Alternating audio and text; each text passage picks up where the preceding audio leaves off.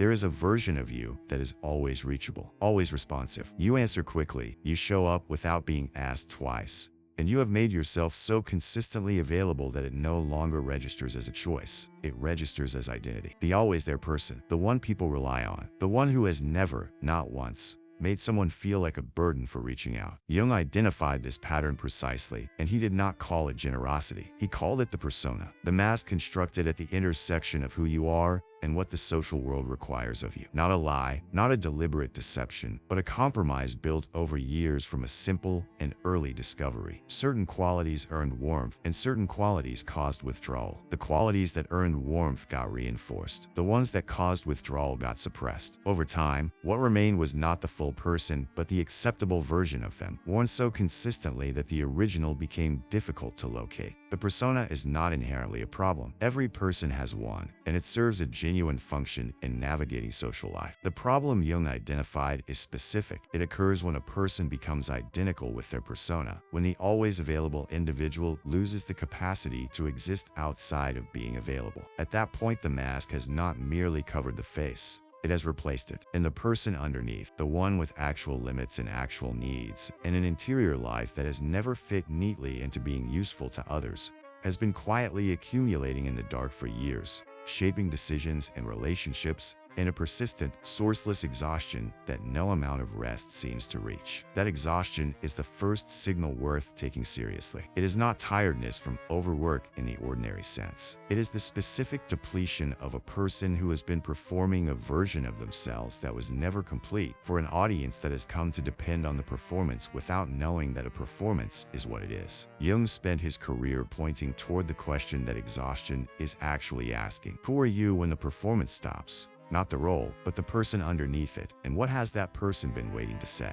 Jung wrote that the persona is that which in reality one is not, but which oneself as well as others think one is. The precision of that observation is worth sitting with, because the deception it describes runs in both directions. The mask does not only present a constructed version of you to the world, it presents that version back to you. You begin to believe that the agreeable self, the accommodating self, the self that never inconveniences anyone by having requirements of its own, is not a strategy, but your actual nature. When the exhaustion arrives, and it does arrive, this belief turns it inward. Rather than reading the depletion as the cost of overextension, you read it as evidence of personal inadequacy, as proof that you are not good enough at being the thing you have decided you are. The persona's response to that conclusion is to perform itself harder, to become more available rather than less. Because within the logic of the mask, giving more is the only available solution to the problem of having given too much. What is being lost in this process is not time, though time goes too. What is being lost is what Jung called the individuation process, the lifelong, non-negotiable work of becoming who you actually are rather than who the circumstances of your early life shaped you to become. Every hour directed at maintaining the persona is an hour withheld from that process. Every relationship organized around your availability is a relationship that has never encountered the person underneath it. Every version of yourself performed for another person's comfort is a version that widens the distance between where you are and where Jung located the real destination of a human life. Not the good person, not the useful one, but the whole one. Wholeness, in Jung's framework, is not achieved by addition. It is not the result of becoming more productive, more disciplined, more present to more people in more situations. It is achieved through the difficult, unrewarded work of removing what was constructed rather than grown, of standing without the persona's familiar weight in what actually remains. That removal begins with an act that feels, from inside the mask, like something between abandonment and self-destruction. It begins with becoming, deliberately and without apology, less available than you have been. Withdrawal carries a weight it does not deserve. It reads, from outside, as coldness or damage or a turning away from the people who matter. Jung understood it as something categorically different, as the first genuinely self-directed act available to a person who has organized their entire life around the comfort and access of others. Not a turning away from people, but a turning toward the self that has been made inaccessible by years of being perpetually turned outward. When you stop being available to everyone, you become available to yourself in a way that the always-on version of your life structurally prevents. Not available in the sense of having unscheduled hours, but available in a deeper psychological sense. Jung meant present to your own interior, attentive to what you want rather than to what is currently being asked of you, in contact with the parts of yourself that could not surface, while every surface was occupied by someone else's need or expectation or crisis. Jung wrote that solitude is a fount of healing which makes life worth living, and that talking is often a torment, that he needed many days of silence to recover from the futility of words. He was describing a structural necessity of the interior life, the unconscious,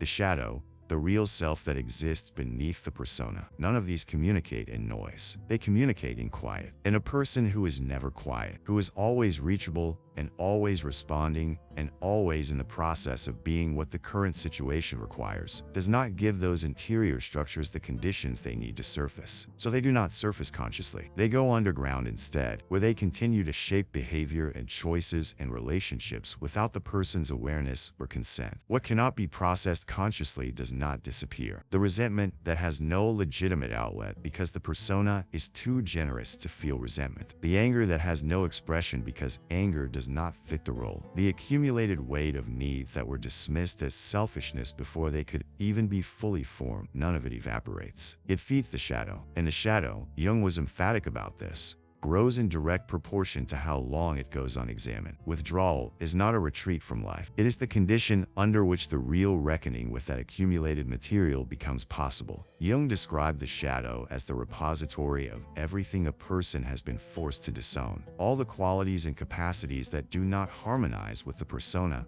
and were therefore pushed below the surface of conscious life before they could be integrated. Not only cruelty or aggression in the obvious sense, also the capacity for refusal, the ability to take space without justifying it, the anger that has a completely legitimate cause, the boundary that was never drawn because drawing it would have altered how people perceived you, and that perception had become structural to your sense of safety. For the person whose persona is built around availability, the shadow tends to contain precisely the qualities that availability was constructed to suppress. The refusal that got swallowed, the limit that was never named, the preference that was dismissed before it could be stated because someone else's preference was already in the room and already louder. These qualities do not disappear when they are suppressed. Jung stated this plainly. Everyone carries a shadow, and the less it is embodied in conscious life, the denser and more autonomous it becomes. What you do not own consciously, you enact without awareness. The person who cannot consciously say no begins saying it through chronic lateness, through emotional distance, through a slow withdrawal that happens without decision, because the decision was structurally unavailable to them. The person who cannot own their anger does not stop feeling it. They lose track of where it is,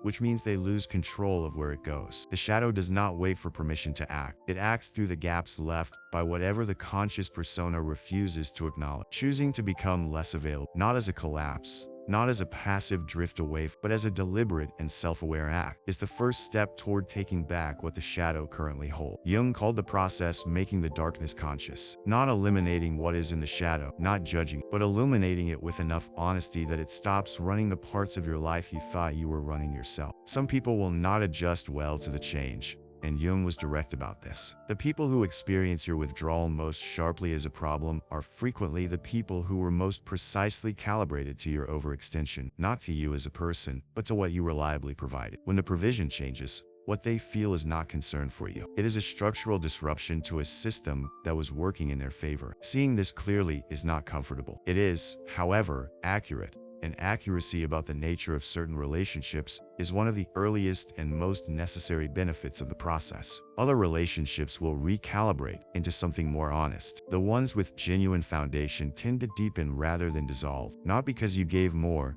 but because what you gave became real, sourced from the actual person rather than from the persona performing the role of a good person. In the end, nothing of their own to bring to another person. The depth you gain by withdrawing into yourself is not antisocial. It is what makes real contact with another person possible in the first place. The most significant change is internal, and it takes longer than any external shift to become legible. It is the gradual process of meeting yourself outside the context of being needed, discovering what you think when you are not processing someone else's situation, what you want when no one is asking, what kind of life you would build if you were building it from your own interior rather than in continuous response to what the exterior requires. Jung called this the privilege of a lifetime, and he chose that word with intention. It is not free. It costs the ease of being liked for a predictable role. It costs the safety of being indispensable. What it returns cannot be acquired any other way. The specific, irreplaceable experience of living from inside your own life rather than administering it from the outside. Jung wrote that whoever goes to himself risks a confrontation with himself, that the mirror does not flatter, and that it faithfully shows whatever looks into it. The face we never show to the world because we cover it with the persona, the mask of the actor, and that behind the mask, the mirror lies in wait, holding the true face. The confrontation that mirror produces is not pleasant, and there is no version of this process that bypasses it. When the always available person creates enough quiet to encounter their own interior, what they tend to find is not damage or emptiness, but a person who is tired in a way that has nothing to do with how much sleep they have gotten. Tired from the sustained effort of being someone other than themselves. A person with needs that were never voiced, because voicing them would have disrupted the role, with opinions that were modified before they left the room, because an unmodified opinion might have made someone uncomfortable, with a whole interior life that has been progressively submerged beneath the daily labor of being what others needed them to be. That person is not broken by having been submerged, but they are present, and they have been present this entire time, and they carry the same weight that any person carries when they have been waiting too long to be acknowledged in their own life. The work of individuation, of becoming, in Jung's terms, who you truly are, does not begin by fixing what went wrong. It begins by looking at the mirror without the mask in the way, and acknowledging that the face looking back is yours, and that it has been yours all along, and that it deserves the same quality of attention you have spent years giving freely to everyone else. Jung did not describe individuation as a destination or a moment of arrival. He described it as a discipline, the ongoing, unglamorous, frequently uncomfortable practice of choosing the real over the performed, the interior over the external face, the whole self over the agreeable fragment. It does not require a crisis to begin. It requires the decision to become, deliberately, less available to the version of your life that was built around everyone else's access, and more available to the one that has been waiting, without complaint, to be built around your own. The world will not immediately reward this. The adjustment period is real, and the discomfort of being read is changed, as colder, less reliable, harder to reach, is real. Individuation, as Jung described it, separates the person undertaking it from the social configuration that was built around the previous version of them. That separation is not a sign that something has gone wrong. It is a sign that something has become distinct, and distinction is inherently unsettling to the people and systems that ran on your predictability. The alternative is a life organized entirely around the expectations of others, one in which the shadow continues to grow in the dark, the persona continues to substitute for identity, and the parts of yourself that were never permitted to exist consciously continue to direct your choices